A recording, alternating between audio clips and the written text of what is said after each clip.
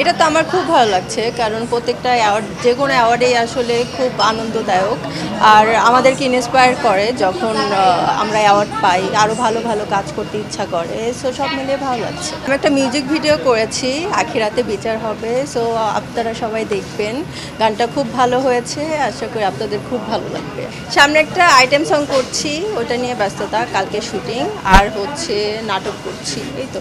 বাংলাদেশে যে কটা টেলিভিশন আছে সবগুলো টেলিভিশনের মধ্যে চ্যানেল 24-এর বিনোদন টিমটাকে তারা বেস্ট মনে করেছে এবং সেখানে তার একটা অংশ আমি। তো এটা আমার জন্য অনেক ভালো লেগেছে এবং সেই অংশীদার হিসেবে আজকে আমাকে অ্যাওয়ার্ড দেওয়া হলো, এটা আমার জন্য আসলে অনেক ভালো লাগে। কাজের স্বীকৃতি হিসেবে দেওয়া হয়, কিছু অ্যাওয়ার্ড তো আসলে প্রশ্ন তৈরি করে যে কেন আসলে এই অ্যাওয়ার্ডগুলো দেওয়া হচ্ছে, কাদের দেওয়া হচ্ছে। আবার কিছু কিছু অ্যাওয়ার্ড আসলে কাজের অনুপ্রেরণা তো যোগায়, এই কারণে অ্যাওয়ার্ডগুলো থাকা ভালো। পথটা তো আসলে এত মসৃণ না, আসলে সাংবাদিকতা ক্যারিয়ারটা তো আসলে চ্যালেঞ্জিং। সে চ্যালেঞ্জিং ক্যারিয়ারে 1.5 দশক কাজ করা, 1.5 দশকের বেশি।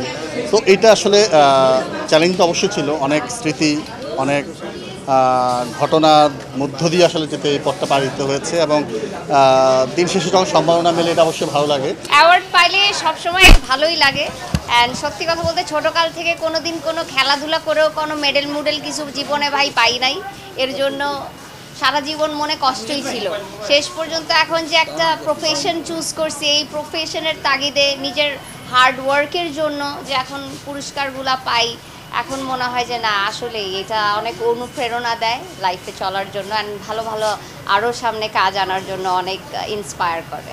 এখন 2025-এ আসি, এখন কোনো কমপ্লিকেশনই নাই। যখন 2008-এ 2006-এ যখন ডিজে করতাম, তখন মানুষ বুঝতো না যে আসলে ডিজে কি। সবাই মনে করতো যে হয়তো আমি সিঙ্গার নাইলে আমি ডান্সার, এটা মনে করতো।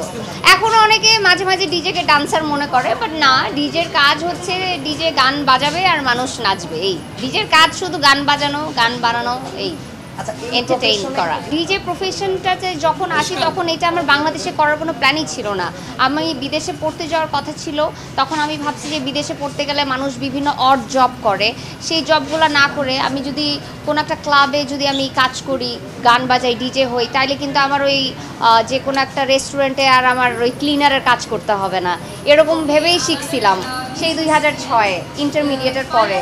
তারপরে দেখলাম আমার বাংলাদেশেই মানে এই কাজের এত চাহিদা, আর সবচেয়ে প্রথম আমি মেয়েদের মধ্যে ডিজে, তখন আর এটা ছাড়তে চাই না। তখন আমি ভাবছি যে না, এটা আমি আমার দেশের জন্যই করব।